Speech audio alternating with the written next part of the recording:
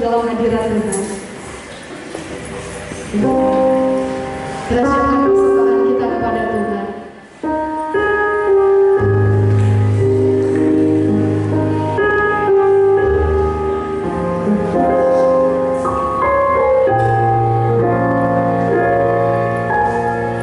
Berarti persembahan yang kami bawa pagi hari ini.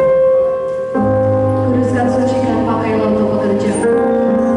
Kami siap memberi dengan sukacita. Di dalam nama Yesus. Haleluya. Amin. Selamat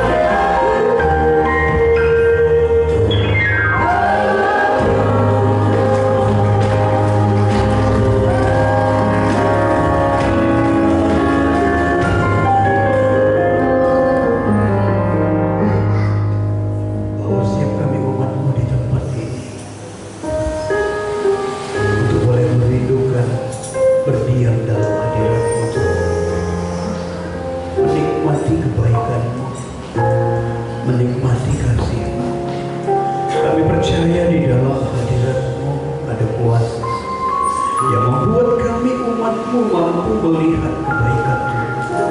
Dalam hadirat-Mu kami akan terus mengalami apa yang menjadi janji-Mu di tengah-tengah hidup kami. Dalam hadirat-Mu ada kemenangan, di dalam hadirat-Mu ada kesembuhan, di dalam hadirat-Mu ada kedamaian.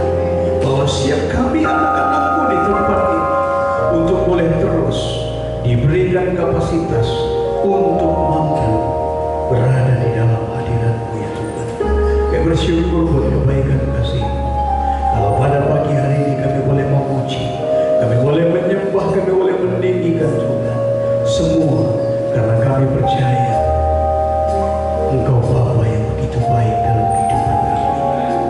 Berkati setiap kami Tuhan, saat kami mendengarkan sabda-Mu, biarlah pengurapan-Mu turun dalam hidup kami, memampukan kami memahami apa yang menjadi rencana Tuhan lewat kebenaran firman-Mu, dan oleh kuasa membuat setiap kami anak-anak Tuhan boleh menjadi pelaku kebenaran firman-Mu. Di dalam nama Yesus, kita yang siap mendengarkan sabda Tuhan, sama-sama kita katakan amin. Silakan duduk Bapak Ibu. Shalom. Sekali lagi shalom. Semuanya kita boleh menikmati baik Tuhan. Amin. Nah, saya percaya sebagai anak-anak Tuhan, kita adalah orang yang senantiasa melihat dan mengalami janji Tuhan di tengah-tengah kehidupan kita. Pada pagi hari ini saya mengangkat sebuah tema supaya kita boleh bijak mengelola emosi. Sekali lagi, bijak mengelola emosi itu berarti sebagai umat Tuhan kita wajib, kita harus mampu mengendalikan emosi dan bukan emosi yang mengendalikan kita. Jadi sekali lagi, topik ini gak ada hubungannya karena baru selesai pemilu Bapak Ibu. Karena selesai pemilu banyak orang yang lagi emosian, bukan. Tetapi sebagai umat Tuhan kita percaya, sebagaimana firman mengingatkan kita diciptakan oleh Tuhan segambar dengan Allah. Apa arti segambar? Berarti karakter Allah itu tinggal dalam diri kita. Dan salah satu karakter Tuhan adalah sabar. Karakter Tuhan itu adalah memiliki penguasaan diri. Jadi sekali lagi, kita sebagai anak-anak Tuhan itu harus mampu mengendalikan emosi yang ada di dalam hidup kita ini. Beberapa waktu yang lalu, mungkin saya sampaikan di doa kemah doa, ada satu pertanyaan dari Alena kepada saya. Pak, kenapa waktu Bang Dio nabrak garasi, Bapak nggak marah gitu? Karena ketika Gabriel ada di Medan, kemana-mana memang dia saya percayakan bawa mobil. Tahu-tahu ketika kami pulang dari habis belanja, garasi ditabrak. Tapi begitu dia tabrak, justru saya naik ke atas. Saya lihat pun nggak bekasnya Bapak Ibu. Justru yang jadi pertanyaan itu di Alena, itu pun sesudah Gabriel kembali ke Jakarta. Pak, Bapak kok nggak marah? Kemudian saya balik tanya sama Alena, kalau Bapak marah, kira-kira mobil kita jadi benar nggak? Dia bilang enggak. Terus ngapain Bapak di sini? Besok paginya baru saya lihat Bapak Ibu. Saya turun, saya lihat bahwa ternyata mobilnya lecet, hanya kebalik. Nah, Tuhan mengingatkan kita pada pagi hari ini, kalau kita sebagai anak-anak Tuhan, ketika kita merenungkan misalnya dalam hidup ini, lebih banyak manakah manfaatnya mengikuti amarah kita, ataukah lebih banyak efek negatifnya? Saya percaya kalau kita dalam keadaan sadar, dalam keadaan baik, dalam keadaan semuanya berjalan normal, ketika ditanya, maka semua orang pasti akan menjawab lebih banyak efek negatifnya ketika seseorang mengikuti amarahnya daripada manfaatnya. Tapi pertanyaannya, lebih sering mana kita praktekkan dalam kehidupan kita? Apakah dalam meresponi sesuatu dalam hidup ini kita lebih banyak kepada marahnya, ataukah kita lebih banyak kepada penguasaan diri dalam kehidupan ini? Bapak Ibu, marah itu datangnya tidak terencana. Marah itu datangnya itu tiba-tiba. Kalau kita pakai bahasa Alkitab, marah itu datangnya sekonyong-konyong. Datangnya itu mendadak. maka sekali lagi efek negatifnya itu pasti jauh lebih besar daripada manfaatnya dalam hidup. Maka kenapa firman mengingatkan kita bahwa kalau orang marah itu tidak mengerjakan kebenaran, tapi seringkali kita lakukan. Padahal Alkitab jelas katakan amarah tidak mengerjakan kebenaran. Alkitab katakan bahwa orang yang amarah, maka amarahnya bisa membawanya kepada kejahatan. Alkitab catat bahwa orang marah seringkali membawa menuntun hidupnya itu kepada pertengkaran.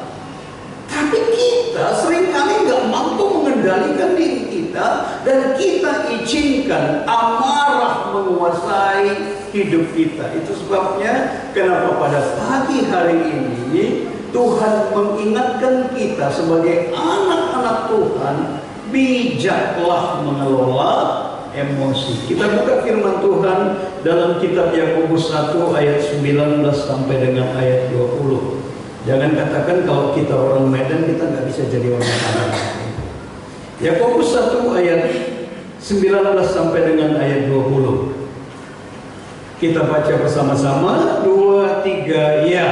Hai saudara-saudara yang kukasihi, ingatlah hal ini. Setiap orang hendaklah cepat untuk mendengar, tetapi lambat untuk berkata-kata, dan juga lambat untuk marah, sebab amarah manusia tidak mengerjakan kebenaran di hadapan Allah. Kuncinya Tuhan bilang supaya kita mampu ngerem masalah emosi dalam diri kita, lambat untuk berkata-kata.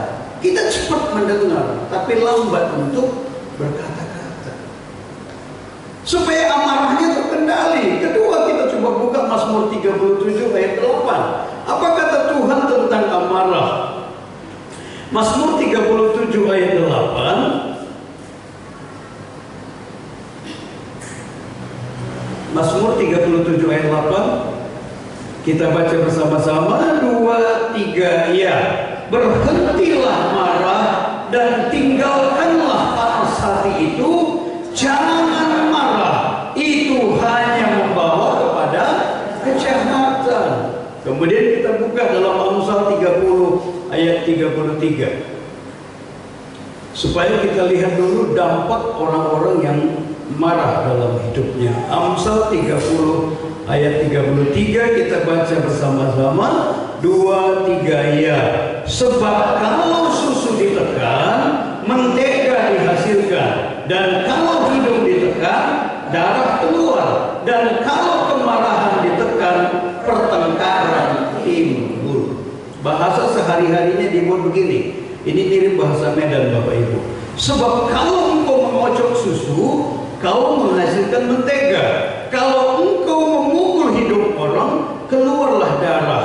Kalau engkau menimbulkan kemarahan, kau terlibat dalam pertengkaran.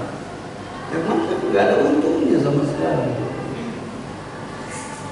Sama sekali nggak ada maknanya buat anak-anak Tuhan mengalami kemarahan dalam dirinya. Tapi tanpa kita sadari, seringkali kita biarkan itu menguasai hidup kita.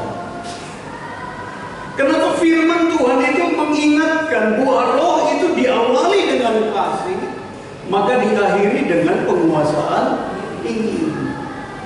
Kalau landasan hidup kita adalah kasih, maka saya percaya sebagai anak-anak Tuhan kita pasti akan memiliki penguasaan diri dalam hidup kita. Nah, kemudian kita lihat firman Tuhan, apa yang terjadi kalau orang marah? Kita bisa cek dalam kehidupan keseharian kita. Ketika seseorang mengizinkan dirinya dikuasai oleh amarah, maka dia pasti akan kehilangan damai sejahtera. Coba cek suami istri.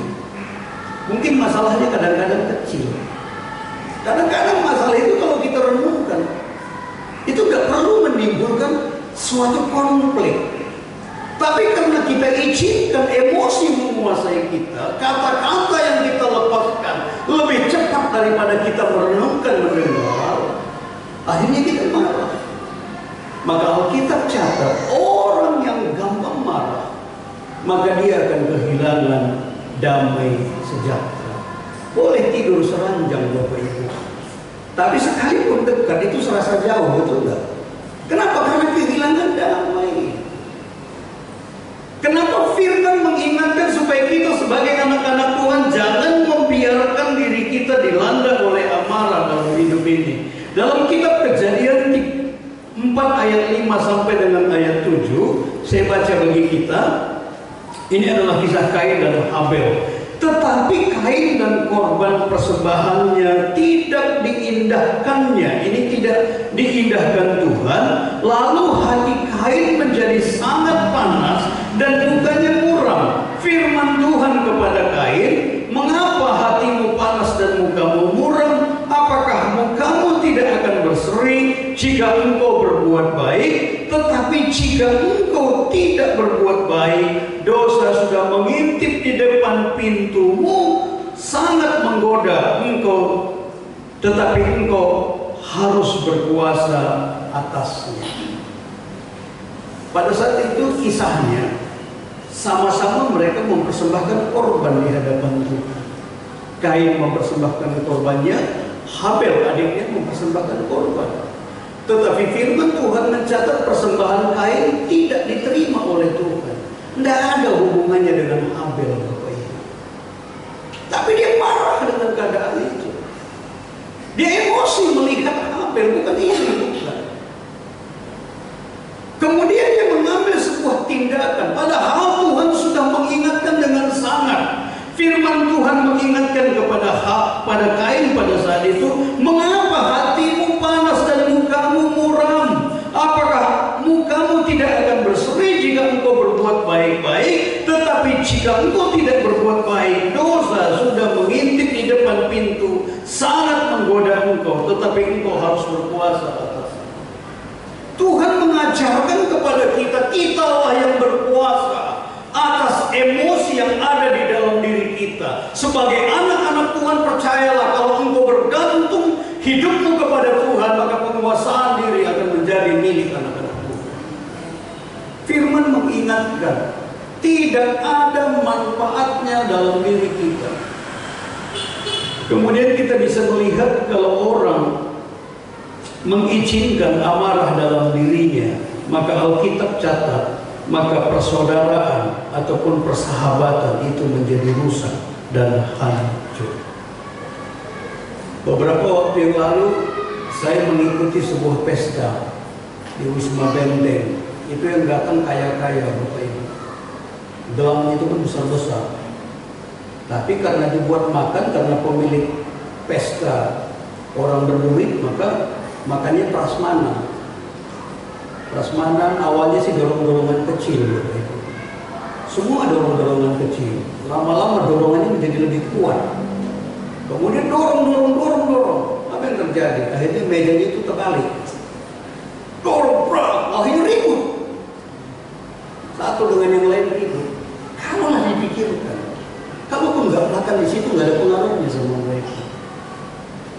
Tapi malunya itu coba Bapak Ibu. Gelang besar-besar. Kalaupun makan ke restoran berapa sih?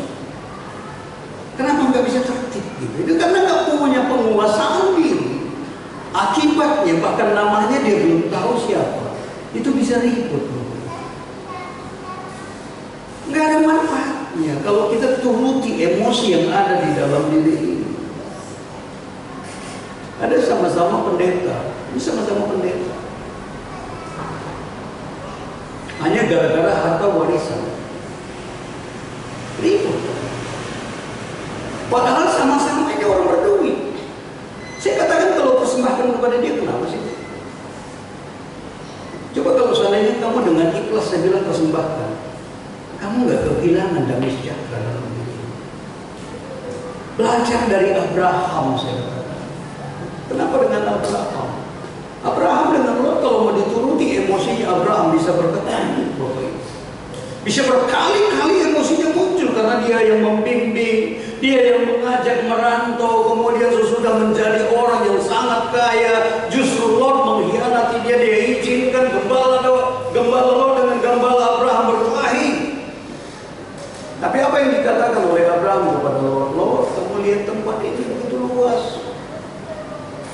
kanan, aku ke kiri. Kalau gue ke kiri, apa yang ke kanan? Dia nggak tutupi emosinya. Dia nggak katakan aku ini tulanmu.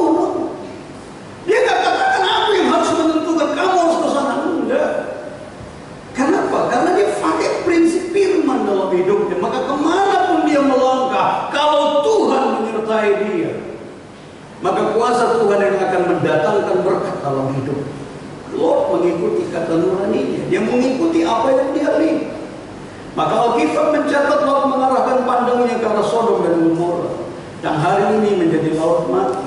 Apa yang terjadi dengan kehidupan Lot? Semuanya hancur, Bapak Ibu. Kenapa firman itu mengajarkan, menuntun kita untuk mengikuti kebenaran dalam kehidupan ini? Karena orang yang mengizinkan hidupnya diliputi oleh kemarahan, maka tanpa kita sadari, Alkitab berikan panduan buat kita. Seringkali orang ini bertindak bodoh. Coba kita buka Amsal 14 ayat 17.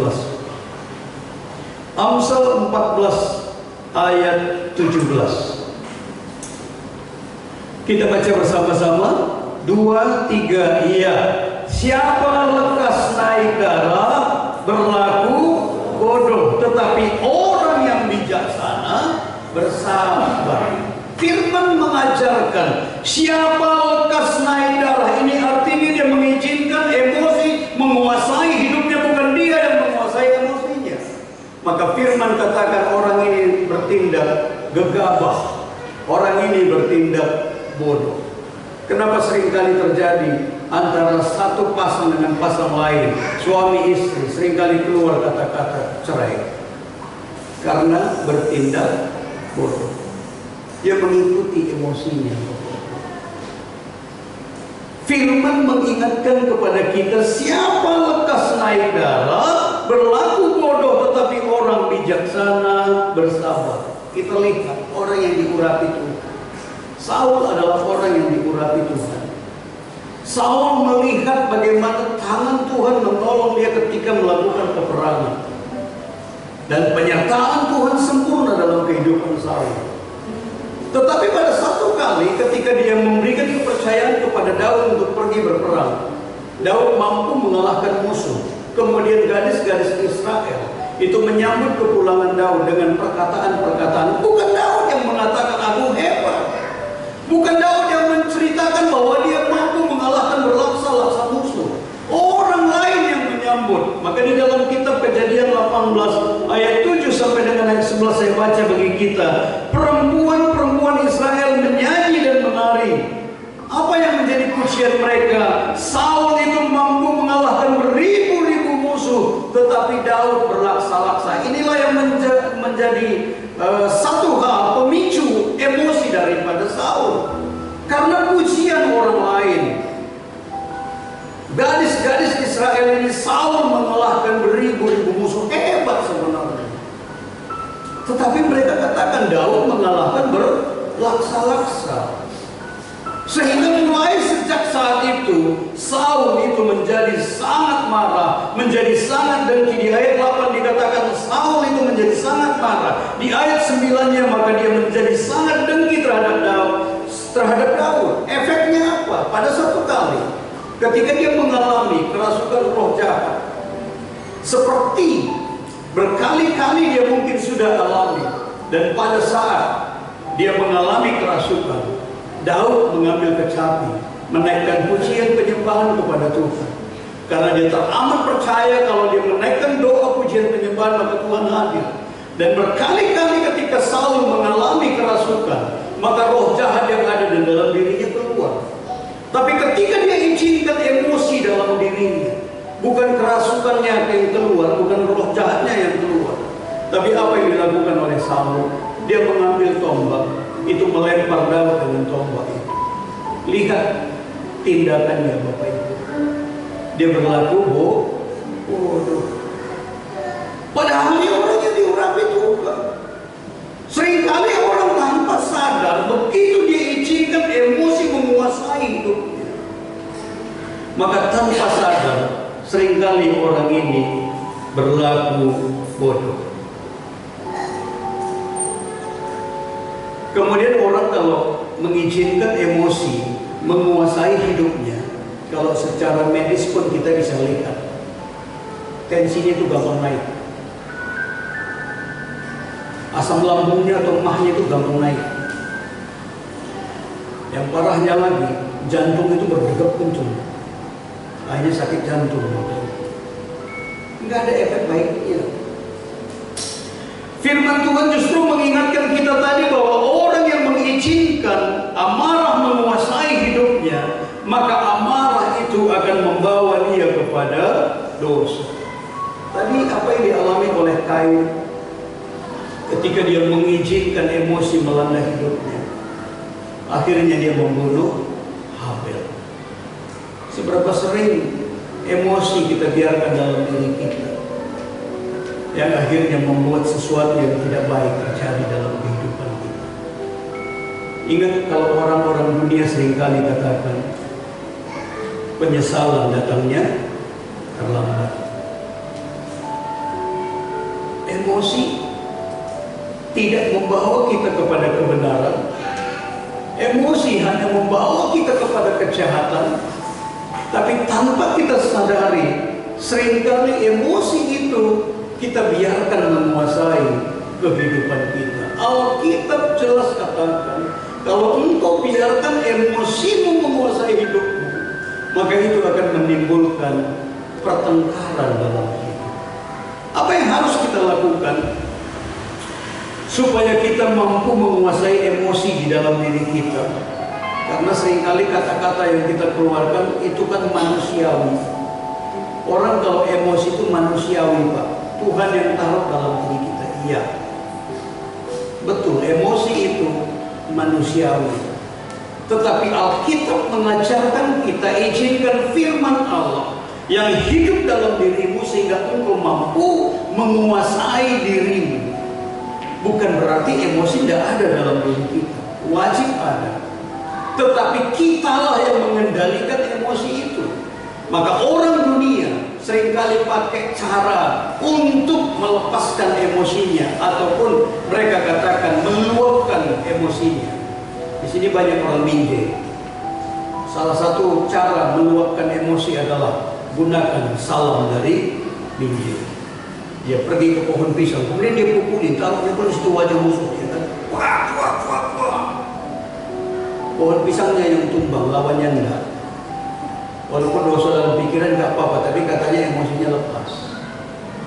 Orang dunia seringkali buat kertas, dia mulai tulisin apa yang menjadi amarahnya. Dia luapkan emosinya, dia luapkan amarahnya dalam tulisan. Nggak apa-apa. Kalau memang itu bisa menolong, minimal bisa menghambat. Ada orang dengan banyak makan, dia marah makan banyak, hanya obesitas ya kan. Masa marah tapi lari itu makan ya. Tapi ada orang yang marah dengan diam, lama-lama jadi sakit hati. Nah, kenapa Tuhan itu menuntun kita seperti firman-Nya?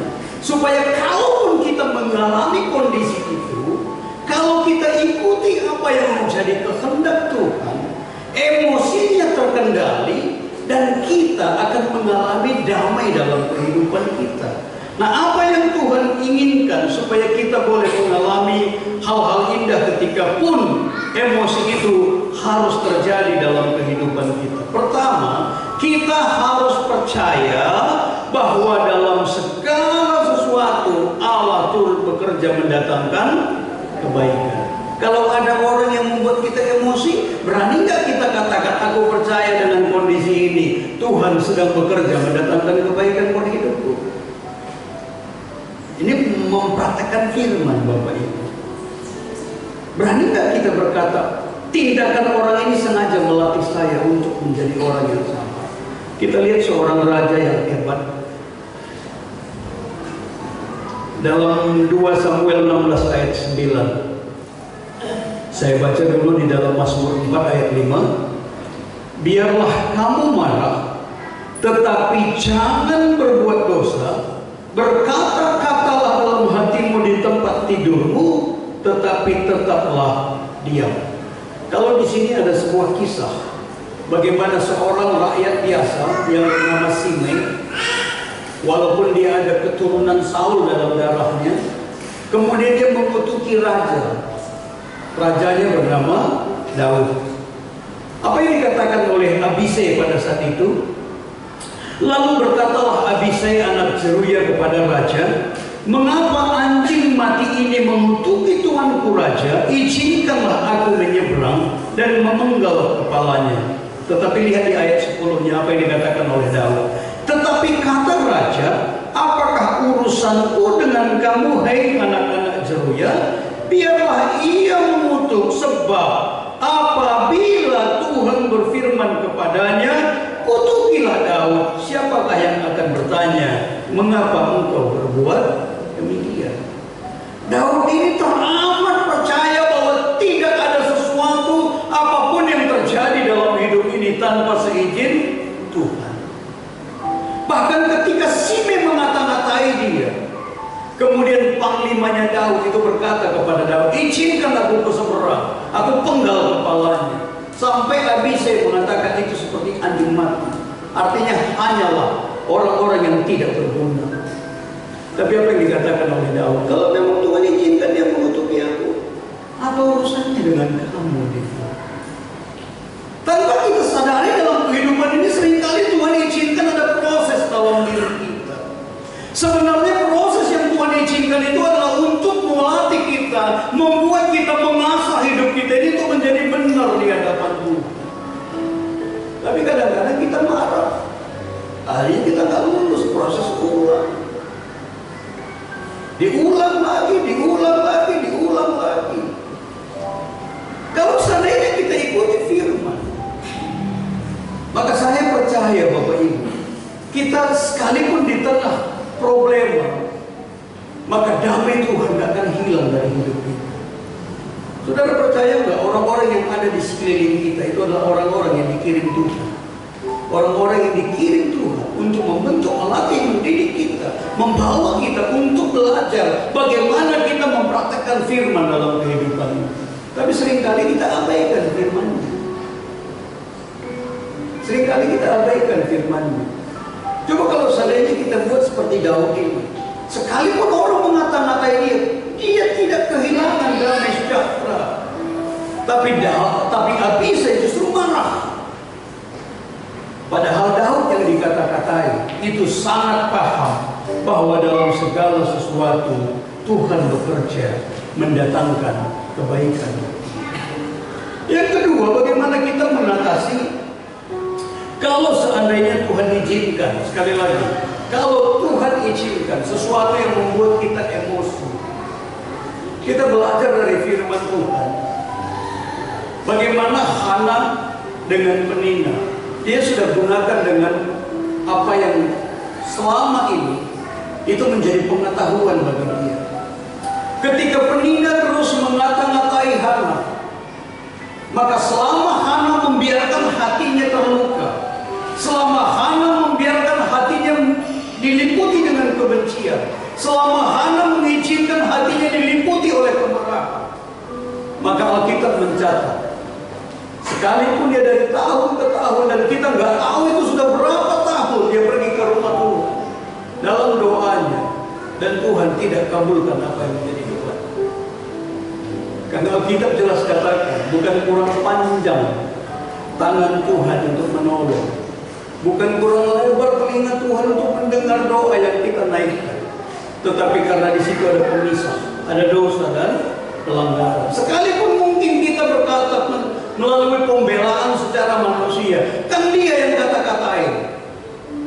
Hana mengizinkan dirinya terluka, dia membiarkan hatinya diliputi oleh kebencian.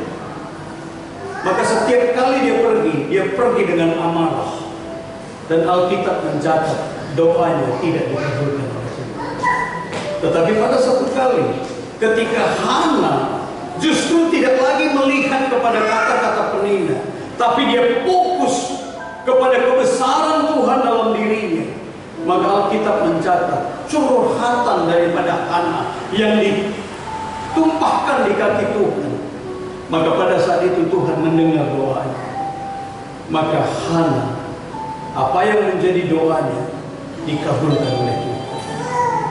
Sekali lagi Bapak Ibu, kalau kita dilanda oleh sebuah keadaan, saya baca di dalam 1 Samuel 1 ayat 10, dan dengan hati pedih ia berdoa kepada Tuhan sambil menangis terseduh-seduh.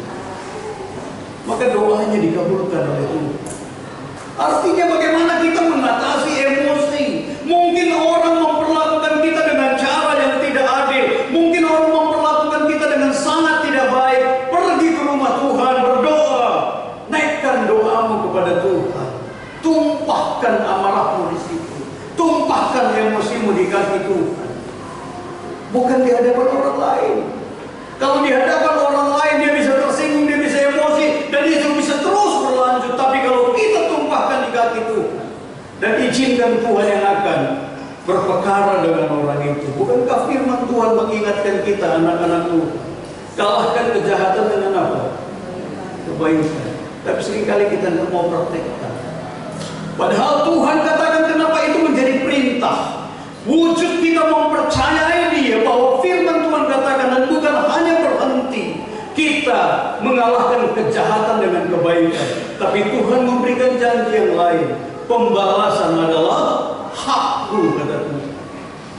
Izinkan Tuhan yang mengerjakan bagiannya untuk kita.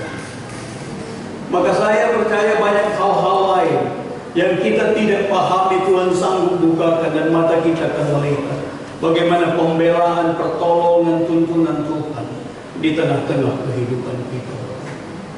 Firman mengingatkan bagaimana Hana ini dengan hati sedih, ia berdoa kepada Tuhan sambil menangis terseduh-seduh. Dan endingnya kita tahu, bukan cuma satu anak Tuhan percayakan kepada dia, tapi justru Tuhan tambahkan dengan bonus. Sebagaimana firman katakan, Tuhan itu bekerja lebih dari apa yang kita pikirkan, lebih dari apa yang kita doakan. Kenapa Tuhan menuntun kita di bulan yang lalu? Orang yang memperhatikan firman, maka baiklah keadaannya.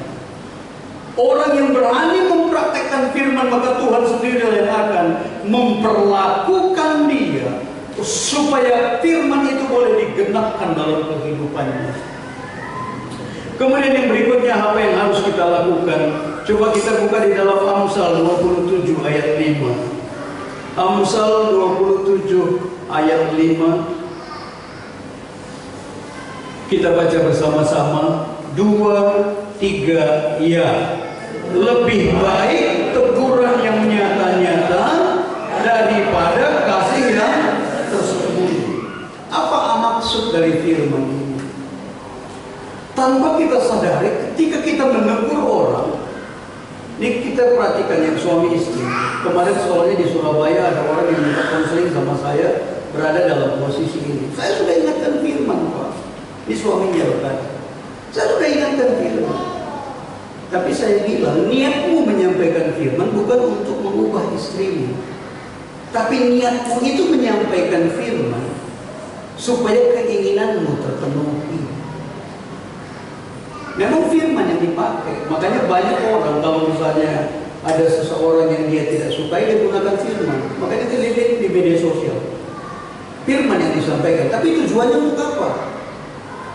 Untuk memuaskan dirinya. Sementara kalau memang kau ingin, gunakan firman itu tetapi dengan kasih. Memang apa yang kamu sampaikan, saya katakan itu baik. Tetapi tujuanmu, niatmu menyampaikan itu bukan karena engkau mengasihi istrimu, tetapi tujuanmu supaya engkau boleh mengalami apa yang buah daripada firman itu dalam hidupmu. Firman mengingatkan lebih baik teguran yang nyata-nyata daripada kasih yang tersembunyi. Artinya, ketika kita menyampaikan sesuatu kepada orang lain, sampaikanlah dengan satu niat karena kita mengasihi dia. Coba orang menyampaikan sesuatu, berarti kamu merokok, katanya sama suaminya. Tapi tujuannya apa? Karena dia malu lihat suaminya merokok. Dia sampaikan kepada suaminya, kamu harus pergi ke gereja. Tujuannya apa? Memang baik yang disampaikannya. Karena dia nggak enak sama tetangga kalau dia pergi ibadah, suaminya nggak pergi ibadah. Ini niatnya nggak benar. Tapi coba kalau dari hatinya yang terdalam, kasihan bapak ini kalau terus merokok. Dia nggak akan pernah mengalami kemuliaan Tuhan dalam hidup. Sehingga dari hati